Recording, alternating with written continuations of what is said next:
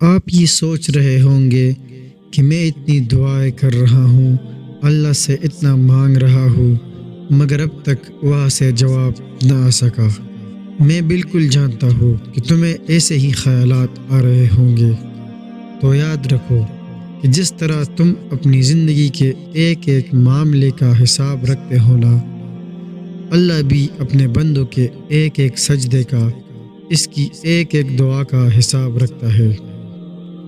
ارے وہ تو ایک آنسو سے مانگی دعا نہیں بھولتا، پھر وہ تمہیں کیسے بھول سکتا ہے؟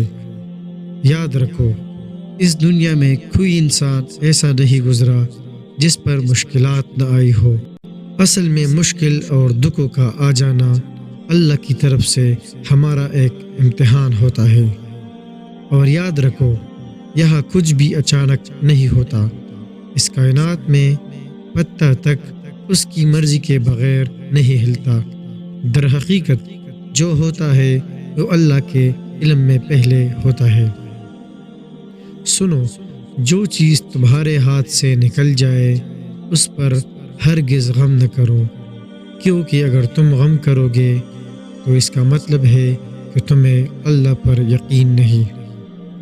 اللہ تعالیٰ فرماتا ہے، میں تمہاری قسمت، تقدیر اور تمہاری چاہت سے بڑھ کر لکھتا ہوں، اور اگر تم یہ گمان کرتے ہو کہ آخر مشکلات میرے ہی کیوں، تو زندگی میں مشکلات کی ایک ایکسپائری ڈیٹ ہوتی ہے۔